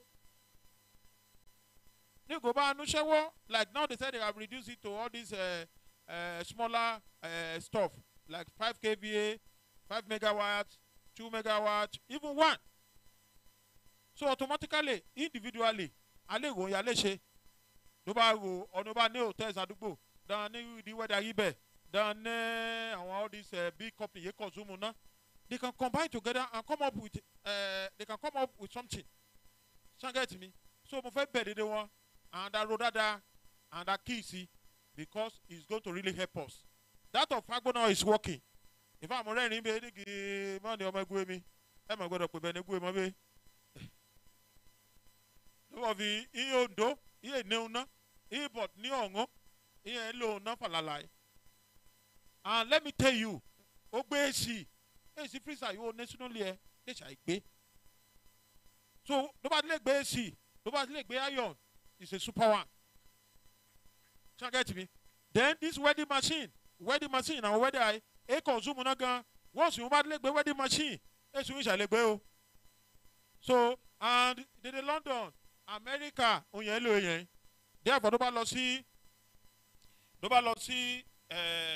blue water ọ̀nà yìí wá sanwó nako ńbẹ company yìí wá sanwó nako ó yàtọ̀ sí ti ìyóyí Coventry àwọn yìí provide ti bẹ̀ yẹn ṣàgẹ́tì mi àwọn yìí provide ti ìhun náà ti bẹ̀ yẹn then ó bá tún lọ sí another place like maybe like Kent ní London wà tún ká san owó náà kó àwọn kan tún ṣe the same thing pẹ̀lú ti bẹ́ẹ̀ àwọn ètò provide ti bẹ́ẹ̀ yẹn tó ṣàn divide ẹ̀ wá observe of it in abroad unáwó ìṣẹ́jú. So ìbàgbẹ́ ẹ bá gbé ma as a company òun àwọn afọ̀dọ̀ orí ìtajà ẹ̀ and that is what you are going to do. Irú train yìí Nigeria lákàrà àbẹ̀ they are just wasting their time. They are wasting their time. Why? Because at the end of the day, they will go and put their son and daughter there, and their son and daughter will not be able to deliver. Nílé deliver at the end of the day, àkàyọ náà àwọn train ní nílé lọ́nùsù méjì ó ti àbàjẹ́. But bá sọ ni ó mú owó ẹ̀ tó la mú tó náà privatize ẹ̀ tó bá sọ ni ojú ọ̀fi he will go for the best. The number of the people he will go for merit. He will go for those people that really matters that will be able to deliver. So what am I trying to say in essence is that the Ondo Kingdom and the corporate that live Bakabiesito to coordinate what all require coordination. So for you want to that will be a difficult. But our son and daughter Ondo that donate here. I don't know where you are put that America but I will not that you go to be that will be sooner. I will prefer to call Iseko. Did the lucky bay? Uyen lo be yen yo. Dede aja. Uyen lo be yen. Even Lagos State government have key into it. That is what they are using. So I want to really appreciate Honorable Tokwe Adeboye for this wonderful move. It's going to really help us in Ondo Kingdom, and it's going to really help the business men. And one small scale business. I help one another. Nigga, what about 1,000? say for here for a whole day. Then a liter of diesel is 1,000. Ẹ dẹ̀ ní pé tó múnú lépo ẹ tí wọ́n ti lè ṣe. Ẹ ṣàṣebí tẹ ẹ pé. Ẹ tí wọ́n ti lè ṣe ló kà gbé àti ọwá ẹ lè pé. Why? Because ìbọn ti fẹ́ gbé o ẹ pẹ́ mẹ́. So ní kò má dẹ̀ láti sí station ẹ ní tó pẹ́. So kò má fẹ́ fọwọ́ wọn bias ẹ lè pé. Ọ̀nà wọn ẹ̀ bẹ́ẹ̀ wá filling station. Amúrọ̀bà ẹ̀ bọ̀ ní jẹ́mú wọn ṣe yẹ̀yẹ́. Àwọn àkàṣebé wọ́n á tòsí tẹ̀ẹ́dọ̀ rẹ̀ kó tó lọ. So mo kí wọn Ondo, and I want to appeal to you, sacrifice anything over this sun. All require sacrifice. So you go extra mile for you to be able to achieve it. Thank you. God bless you. All right, ladies and gentlemen, about Petrol for Right Honourable Speaker. Ondo Sandi Omowakari Ogo Ye. Won't he better be? What's it be for the deputy governor? What they for the governor? Owa toka yo mi. Idibawa Kábíyèsí. Mo de ma Kábíyèsí wo joko ami ti ojú ba Kábíyèsí yi. Ido pe àwọn ọmọ Ondo mo de ma fi ṣe. Within few months that will happen. Torí mo rí bá mi ṣàṣẹ àti bàbá ní sàrà tí bẹ̀ sí Kọ̀wálẹ̀. Thank you so much, sir, because dédé Ondo rí bẹ́ẹ̀ yóò sà. Ondo rí bẹ́ẹ̀ àdé ti gbọ́ dédé ọlọ́dẹ àdó tiwa to do that. Let me quickly introduce our people from Electricity Bureau, from Akure, from the state capital. I have Air Engineer Mayowa Ajimobi. Sir, are you there? Can you please switch on? Eba for Latewo. And we also have Engineer Femi Odejobi. Sir, you welcome. Engineer Olugbenga Omoni, you are also welcome. Engineer Oluwayemi Ogunrinde, you are also welcome. God bless you for coming. And also, near our bank, you are support you are. We are from UBA, Olusheyi I, manager UBA. So you welcome, God bless you. And we also have somebody, Oditetik Bete, Otira 1 megawatt. Every boy staggering. Heaven on earth, you na Kweme na Kasibe, Odisagote, talk to pay. So, ladies and gentlemen, let me allow to talk again. Thank you, sir. Ashegan. Honourable Tolufe, Jowa Kobai, Mamma is a point of contact, Nipa or 9. By Sashere, I jump that listen, rap attention, Palo, and just I do just 5 minutes. And those are. Nick Honourable Tolufe that contacted, if new estate, which I call, we need the stress area Lego runner. Where they go off, those say, you not take, and you have a call this estate. And he buy idea immediately. Nigi àwọn òyìnbó náà ṣe quotation wa ibi n fẹ́ dé àwọn àbáyé náà listen say 1 megawatt of energy 1 megawatt ṣe una kékeré sa o, and that one we generated in 1 hour ṣe for bia 1 hour is pushing 1 megawatt jáde ní 1 hour. Mo fi ọ̀rọ̀ ibo Tolúfẹ́ wẹ̀ nílé lò 1 megawatt tán ní estate yìí ṣùgbọ́n wa bá wa ṣe nǹkan àjọ ní ìgbàmọ̀ ó dey accept àjọ ní bọ́mọdé òkú mọ́ ó accept. Join the Alapamo, oh accept. Housing estate, oh accept. Àwọn federal housing estate, oh accept. They billionaire. Òyìnbó mú 2 billion kò wá, 2 billion naira. 1 megawatt power generation, solar and wind. Ọdún mẹ́gàn tí la ká convince ẹ̀ wind lè ṣiṣẹ́ náà do ovion ti travel dáadáa wind lè ṣiṣẹ́ lájoko. I want to confirm to you, Tolúfẹ́ ti san 40% of the money, 40%. Kò àwọn company, they have paid 40%. O ko check ko wa and they send us àwọn òyìnbó or if you ara òyìnbó gan gbọ́n bẹ́ẹ̀ fi by match I will be in Nigeria so sir Ọlọ́run àgbàdo ẹ sir he have paid 40%.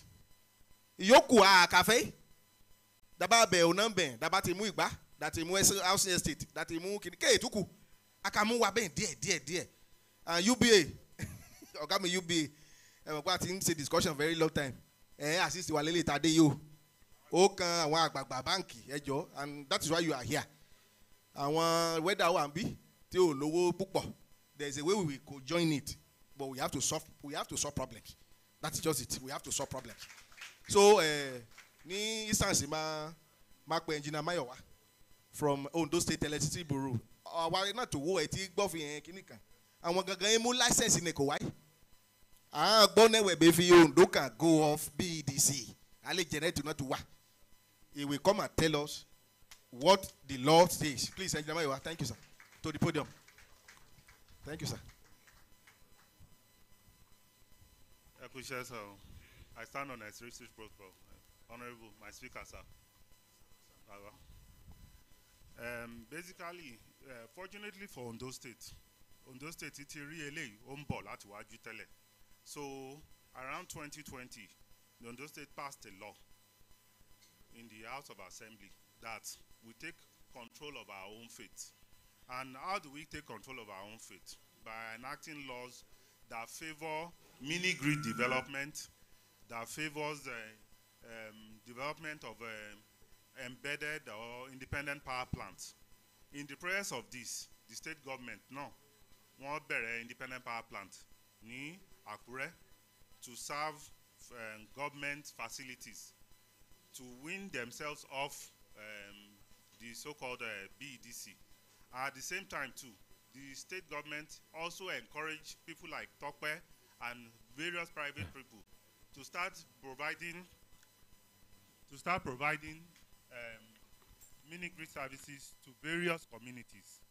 And a lot of these communities like Lomiloju, Epe, Fagbo, and various other places have benefited from this mini-grid. Now, if you are an entrepreneur, you can actually set up your own power plant. And what you need is basically the financial wherewithal and the technical ability. When you have anywhere, all you just need to do is the state government.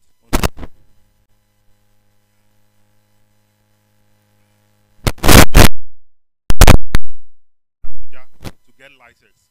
But with the new law, the state law and the federal laws now say you can come down to the state capital, get your license, and get your communities connected. As you can see, in fact, to be sincere, Ondo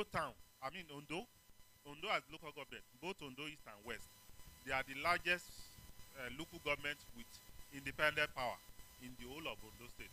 After that, we are talking of Ore and a few other places. So, you people in Ondo, you are benefited more than any others, thanks to the laws that were put in place, and to people like Tokwe, who has assisted in spreading this news of you being able to generate your own independent power. With all things being equal, very soon too, Ondo too, like he said, will be benefiting from larger capacity plants, such as 2-3 megawatts. He has just spoken about one. We are also planning on setting up one that will power the street lights in Ondo town. Those people are in the process of getting their credentials together. So with this one and a few other things that we are doing in the state, I believe we are going to get there very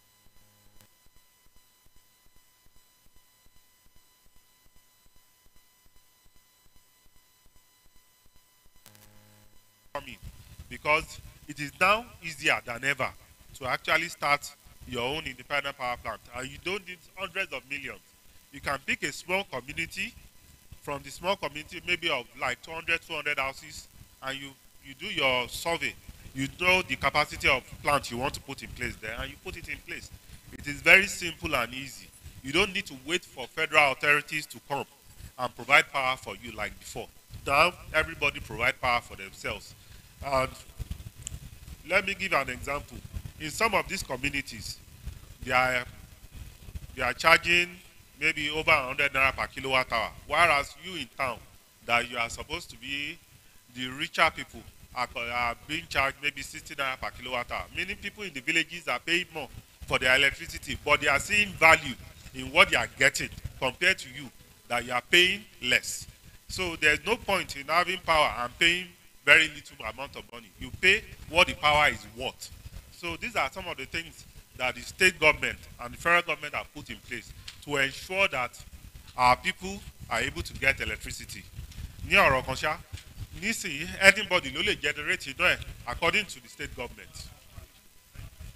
Anybody can generate their power. Ẹ lè generate iná yín provided nǹkan tẹ́ bá generate ẹ bá ti lè mọ̀ pé ẹ lè pa owó ẹ̀ padà. You can do it. Just come down to the state capital, come to the Electricity Regulatory Bureau, you discuss with them, they will assist you in providing the necessary facilities you need. Thank you very much. Thank you, sir. We appreciate you, sir. Thank you so much. Because of our time, we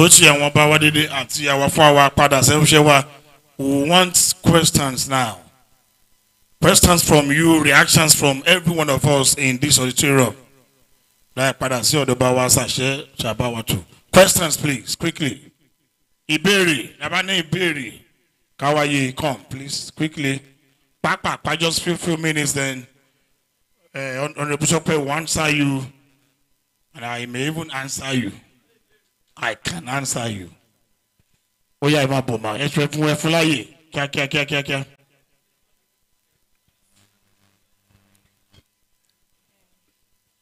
Good morning, everyone. Apologies, I'm not very fluent in Yoruba, so I'm speaking in English. So this is a very commendable project. My name is Akintunde Favor. I'm someone that is very passionate about climate action, and I got to meet Honorable Tokwe, and he has been very supportive of my passion. And I was in his office one day when he was speaking to somebody about solar power. And it was very interesting to know that there are other ways that energy can be generated and is very much available to the low-income earners in Ondo State. Like, you don't have to be rich, yes, to afford an alternative source of energy.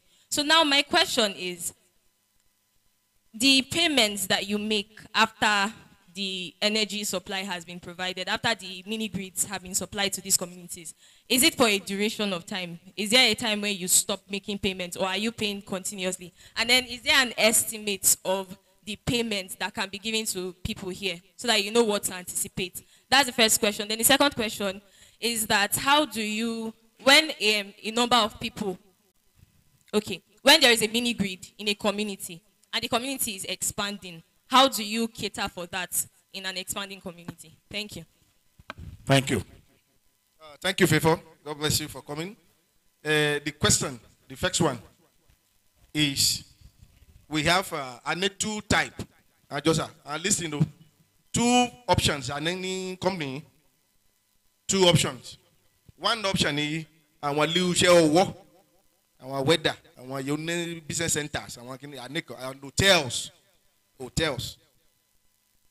And solution fi afe muku that meter or whatever. Because a large sum of amount when I say we project when I move to 5 kV as solution according to your energy requirement. Okay, you bring 40% of the money. We will do 60% of funding. Then we will now spread the payment plan for 5 to 10 years. That 60% we put into your project. But we can fund 60% of it. So whatever you can let us assume 5 kV like my brother there or the Medici Computer Center. No, I've told you, you need about 10 kV there. That's sustained. Let us assume 10 kV is 5 million naira. You bring 40% of it. Our almost 60%, you see. We will do the project for you, then pay the remaining 60% our NASI for 10 years.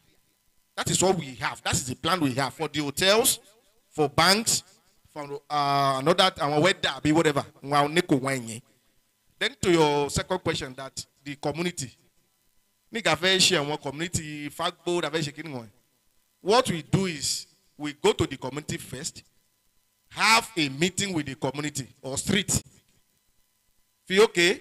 There must be a mutual agreement because we are willing buyer, willing seller. Business man. So we have a meeting like Baba from Elewuro, any community from Majagbale, representative from Majagbale. A lot of people are here that represent their street. Yes, a lot of people are here. Yes, Blessing Street for mother and child. So now at we will fund the total project there. Because if you don't have 40%, it's difficult. We will fund the project there and metered. We will give everybody in that community metering. No. Once we start the project, it's coming with meter. Meter,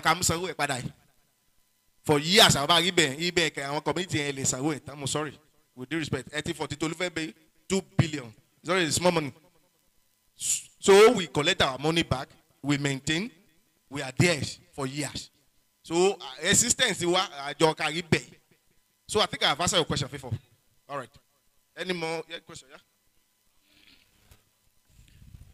Okay, that means if you can pay all your money now, there won't be meter. Please. Thank you very much, Mr. Honorable Tokbe.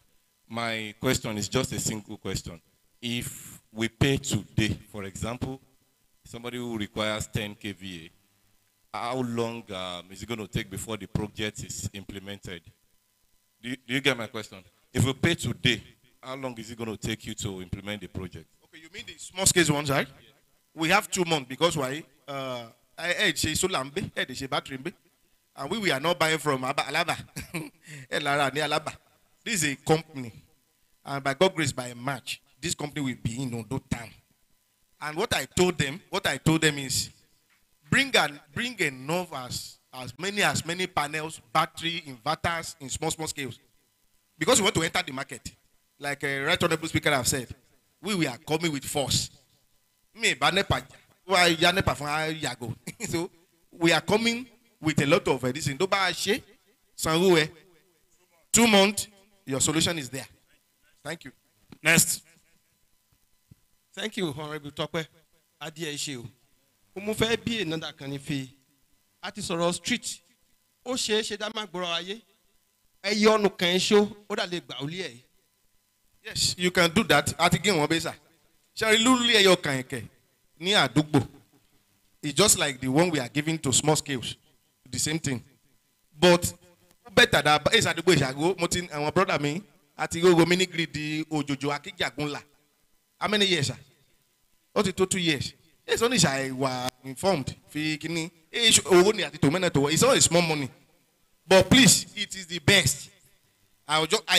Reason why I want you to come and see that our investors is coming in March and we are serious. We have about 16 communities approved by our Ogadia and we are starting fully. This community, like your place, like Elewuro, like Ajangbale, like everything, we are state. Individually, but we must pay that 40%. If it is individual, but if it is a collective street, we do it for you and we meet that. Thank you, Honorable. I'm representing Adeyemi Federal University of Education. So my questions are 2. Number 1, we have our campus already networked by BDC or NEPA. Are you synergized with NEPA over their network? Because for you to distribute, you need the cable network. That is number 1. Okay. Okay, let me ask the second so that you treat together. Number 2, is there anything like maintenance agreement after installation?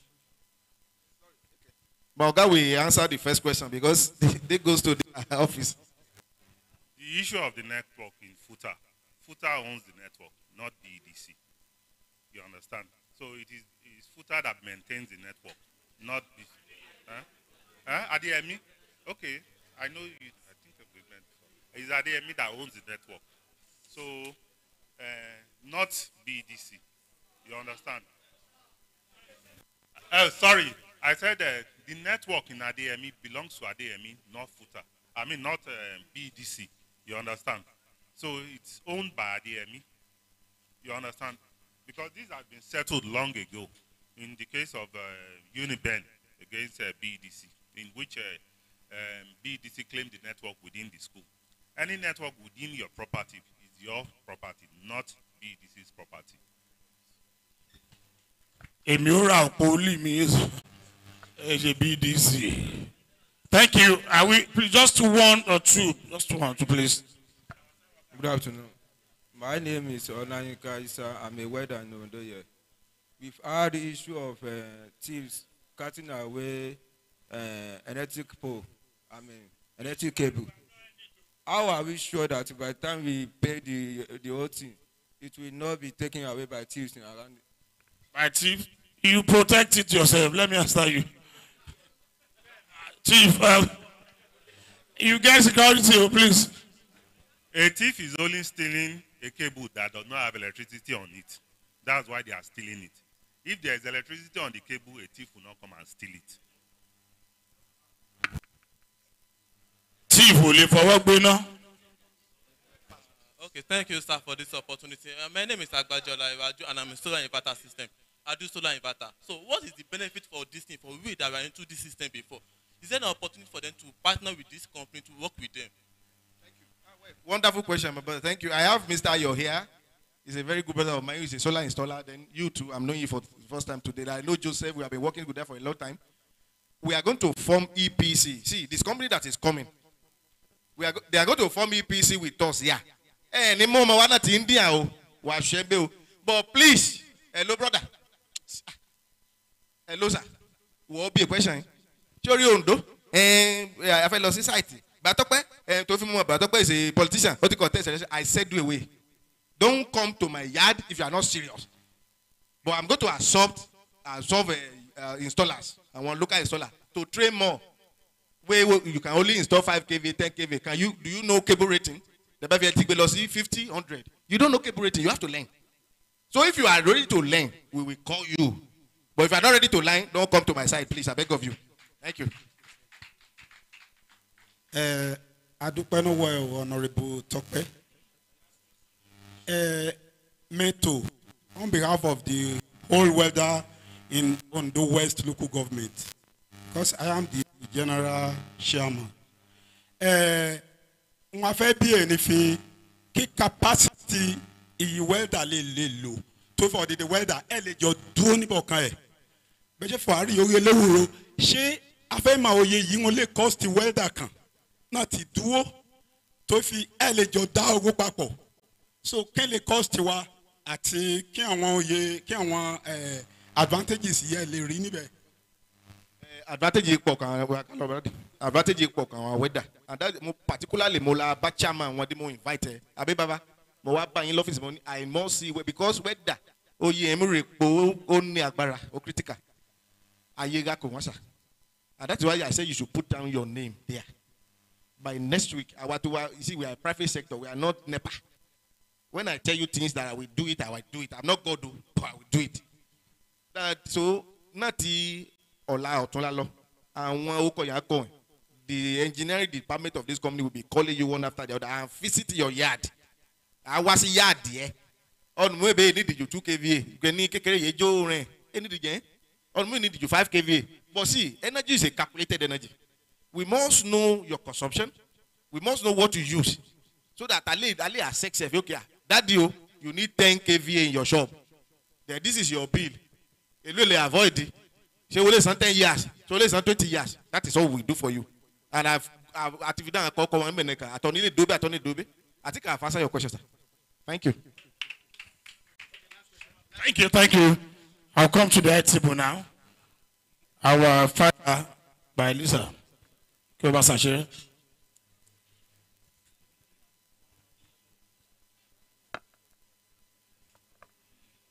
Lord by Lisa, Umakeo, Prime Minister of Ondo Community. Our speaker. Eh? Okay. Ọ̀tẹ̀wú, ọmọọgọ ẹ̀rú, ìgìlẹ́gùn yẹgbàmú tẹ̀yẹ́tẹ̀yẹ́, wọ́n mọ̀ ṣé ò báyìí. Our dear speaker. Adamu ni olókèjù dédé ní Ondo. I can say categorically for a Luwami Abaye, Dr. Adesimbo Kiladejo CFR. Oma lucky ye o. Afi Abaye o. à ń ṣe kéèdì mo fọ̀ bẹ́ẹ̀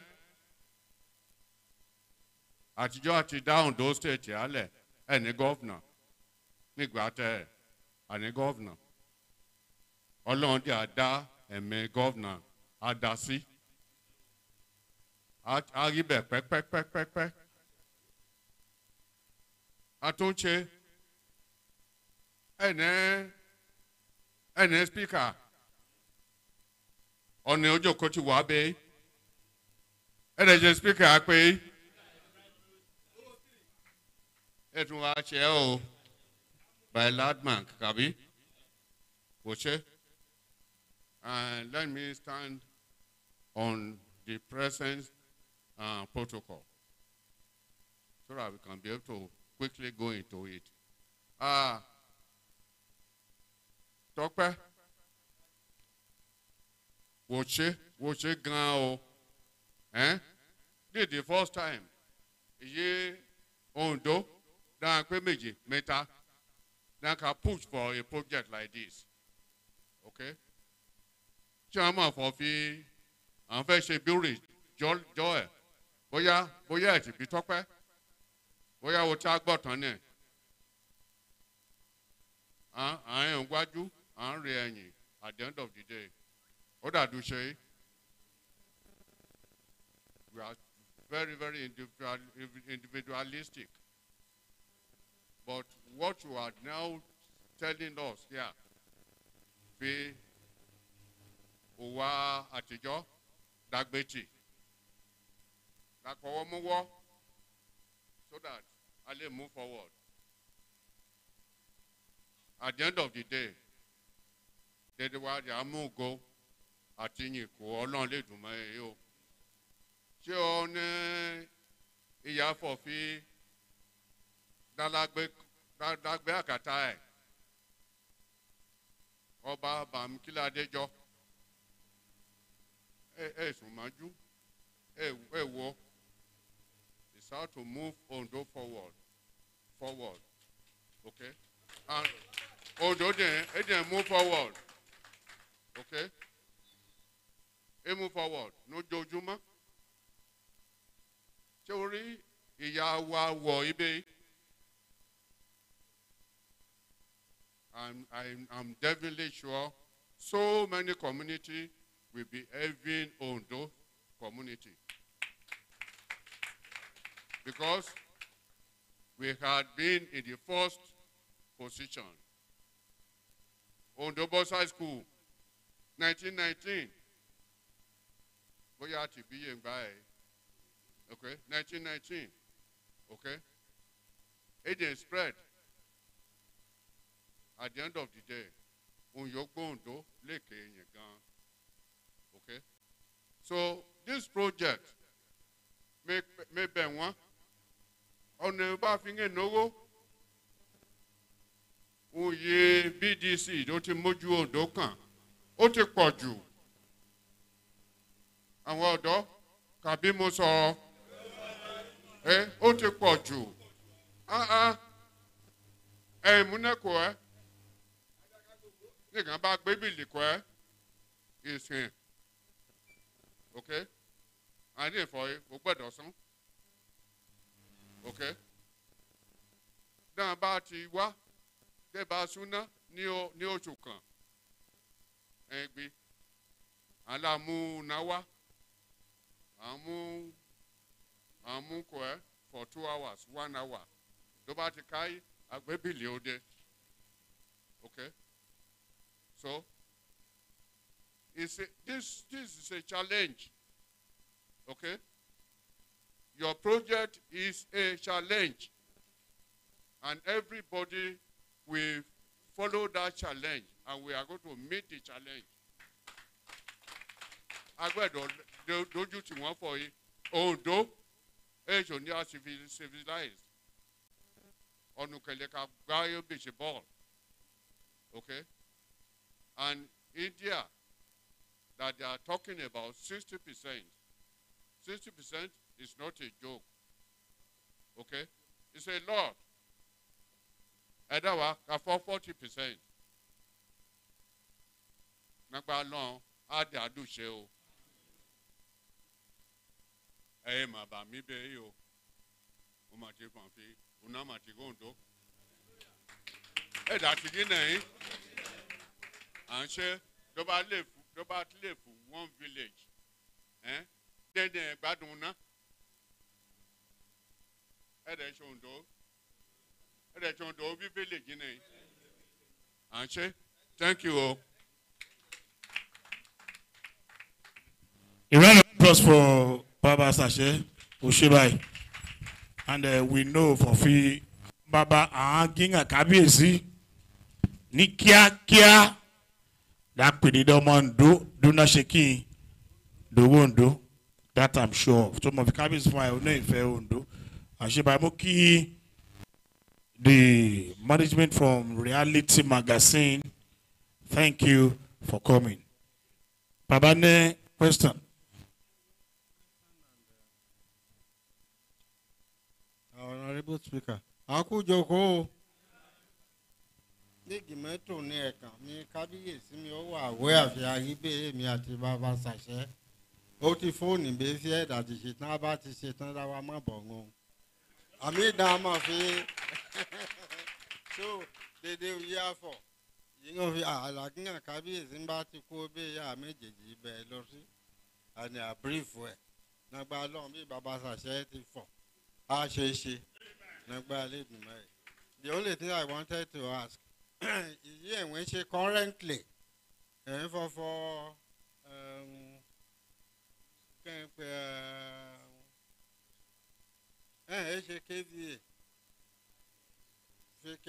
thunder and there's only thunder arrest she pẹ̀lú tó yẹ ṣe currently and láti ṣe thunder arrest. Yeah, why it's totally thunder arrest. You know, my budget. Mommy, they sometimes to leave me be only thunder arrest. By a shakers above the engineer and that's enjoy down. Thank you very much, sir. Let's go, sir. Question tí Baba béèrè nípa thunder arrest. Even apart from pé solar mini grid. Gbogbo ilé tí à ń kọ́ tá à ń ṣe ná sí ló yẹ ká máa ṣe thunder arrestor sí torí láti prevent àwọn electronics wa tó wà nínú ilé. So anywhere tán bá ṣe solar sí tí acting system bẹ̀ ò bá dáa solar yẹn á ní problem. So ara project wọ̀nyẹn náà ni ẹni tó bá ṣe tí ò fi thunder arrestor sí.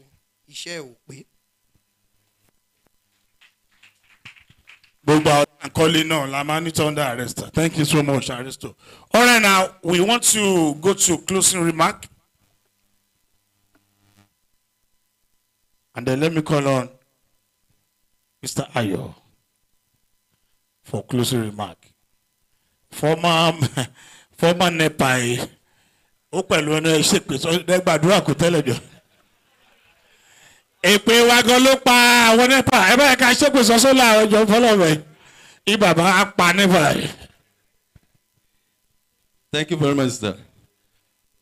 Baba mo kí wọn, my honourable speaker, sir. Ladies and gentlemen, àdúpẹ́ lọ́wọ́ tètè àwọn àjọkò síbi inú ni because issue for electricity ó mú mi ní ọkàn gidigidi. Because I'm native for Ondo. In 2016, the Baba Sashere by Dobaranti Dada, Dobaranti Ojui, I come to your house for waste to energy. Dobaranti, Emiati Fela, well, Honorable Makinde, in your house. Okay, I think whereby this issue of energy. But we thank of today that we have been moving seriously on the issue. So mo kí dédé wá fọ fi yóò ṣe pàtàkì jù ń bẹ̀ lọ ní fi dáhùn kí wa nẹ́yìn dáhùn support wa for this project to succeed because Ondo need a lot of energy, serious energy. A lot of companies have gone tó yẹ pé ó yẹ kán wà lóńdó kán máa ṣiṣẹ́ báyìí bẹ́ẹ̀ tí because of energy wọ́n ti lọ. there's a time, tell me at the Honorable Tokwe, that she had 1 or 2 analysis about this thing. But I took a long learning, pay Boko Pita Shiro, or your serious. So thank you very much, sir. Eshikon. Your name? My name is Engineer Victor Olamide. Thank you, sir. Former NEPA. Let's Honorable Tokwe come and do the final closing remark. Then we go into national anthem. Right Honorable Speaker, sir. I really appreciate you, my good boss. A boss that want development for Ondo Kingdom. By Wosheo, more than key honorables, honorable from minority chief whip and sir. I am minority. Sorry for my this is sir. I greeted you so much, sir. Welcome to Ondo Kingdom, sir. By God's grace, I will be your so soon to come and do something like this. By Sachere, Wosheo, by Lisa, Asheo, Honorable Joshua, I really appreciate you, sir. From Ondo State Electricity Bureau, the people behind the license, I really appreciate you, sir.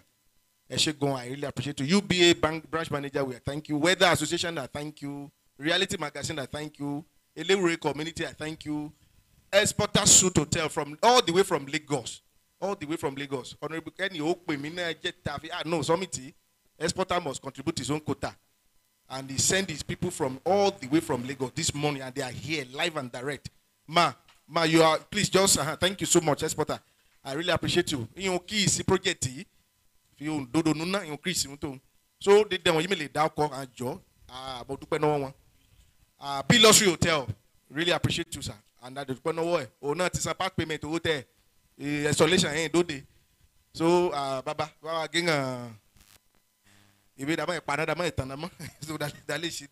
so I appreciate everyone. Joe and Damu Yilosiuli. It's a challenge, Baba. I've said it there. It's a very, very big challenge. I don't come back for. It may real impossibility in dictionary to me. I don't know about you. People will come together. Sorry, aeroplane. People come together and say, let us make aeroplane. And it happens today. I mean, that is possible. It is possible. It is doable. You just need your support. Hey, if you do work, but we can be in. I like again when you want to orientate one. If wait yato to power generation and distribution today is very, very historic. Tinubu commission 318 megawatts in Abia as I'm talking to you now. Independent energy. That power almost 7 or 10 local government. It's doable here. It's doable here. So Joe, I'm really Nifi and I support the project. And by God's grace, it's going to be a yearly thing by Speaker, sir. It's going to be a yearly thing. We want to appraise ourselves. If you okay, Niga summit in February 26. Between now and December, Elu community at power. Elu street at Monaco. Elu weather at Nuna. Then by next year, we will be able to appraise. And I know that it will be more than this. So by Doka prepare, sir. God will bless you. Thank you, everyone, and thank you. Welcome to Ondo Kingdom Renewable Energy Summit, the first edition. God bless you all. Thank you. Thank you, ladies and gentlemen. Please wait. Please wait. They are going there about to Pube. They should go to KBS Street, please. Please. Oh, yeah. National anthem, sir.